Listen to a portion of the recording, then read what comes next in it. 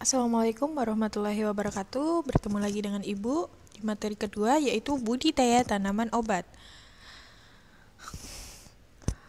Setiap jenis tanaman obat membutuhkan kondisi lingkungan tertentu agar dapat tumbuh dan berkembang dengan optimal. Kemudian, persiapan dan pengolahan tanah. Tanah sendiri merupakan medium alam untuk pertumbuhan tanaman. Tanah menyediakan unsur hara yang merupakan makanan bagi tanaman. Jadi tanaman itu memiliki sumber makan dari unsur hara dari tanah. Tujuan pengolahan tanaman yang pertama, membuat kondisi tanah menjadi lebih gembur, meningkatkan porositas, kemudian memperbaiki aerase dan drainase tanah, kemudian membersihkan dari gulma, semak-semak tanaman, batu-batuan yang dapat mengganggu tumbuhan tanaman. Yang terakhir yaitu pada area penanaman di lereng, bukit atau pegunungan, sebaiknya dibuat teras untuk mencegah erosi dan mempermudah pemeliharaan tanah tersebut. Tahapan pengolahan tanah sendiri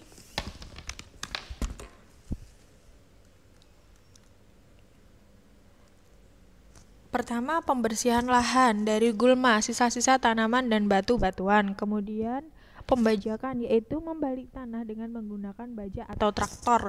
Yang ketiga ada penggaruan, yaitu menghancurkan gumpalan tanah yang besar sehingga lebih halus dan lebih merata. Kemudian ada pembuatan bedengan. Kemudian ada persiapan bibit tanaman obat. Di sini ada dua, perbanyakan generatif dan perbanyakan vegetatif. Tujuan dari pembibitan sendiri itu untuk memperoleh bahan tanaman yang pertumbuhannya baik, seragam, dan untuk mempersiapkan bahan tanaman untuk penyulaman. Bila bibit tanaman yang ditanam di lapangan menyediakan bibit yang telah terseleksi, maka diharapkan pertumbuhan dan perkembangan tanaman pada masa vegetatif dan generatif akan lebih baik. Perbanyakan generatif sendiri, beberapa jenis tanaman obat yang perbanyakan dilakukan dengan menggunakan biji, seperti contoh meniran, sambiloto, mahkota dewa, dan pala.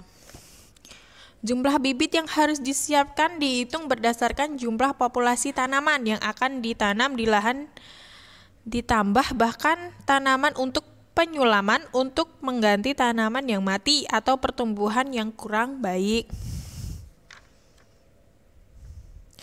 Pemeliharaan bibit di persemai meliputi penyiraman, pemupukan, penyiangan gulma, dan pengendalian hama dan penyakit. Kemudian ada perbanyakan vegetatif, ada stek, cangkok, okulasi, kemudian tunas.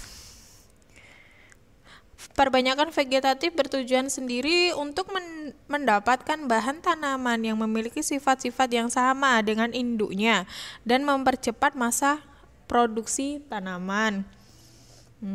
Stek merupakan perlakuan pemisahan pemotongan beberapa bagian tanaman, akar, batang, dan daun dan tunas dengan tujuan agar bagian-bagian itu membentuk akar.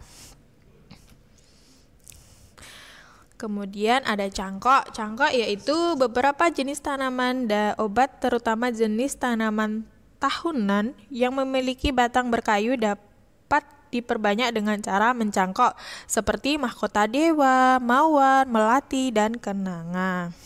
Kemudian okulasi. Cara perbanyakan tanaman dengan okulasi mempunyai kelebihan jika dibandingkan dengan stek dan cangkok, karena bibit okulasi mempunyai mutu lebih baik dari induknya, yaitu dengan memadukan sifat baik dari batang, bawah, dan mata entres. Kemudian yang terakhir ada tunas, yaitu perbanyakan dengan tunas banyak dilakukan untuk tanaman berumpun seperti kapulaga. Kemudian kita masuk ke penanaman tanaman obat. Bibit yang akan ditanam adalah bibit yang sudah diseleksi, yaitu bibit yang sehat dan pertumbuhannya baik. Kemudian ada pemeliharaan tanaman, ada pemupukan, penyiraman, penyiangan dan pertumbuhan, kemudian pengendalian hama dan penyakit. Pemupukan sendiri yang diberikan pada tanaman obat dapat berupa pupuk organik maupun anorganik. Kemudian penyiraman pada awal penanaman dan musim kemarau, penyiraman harus dilakukan dengan teratur.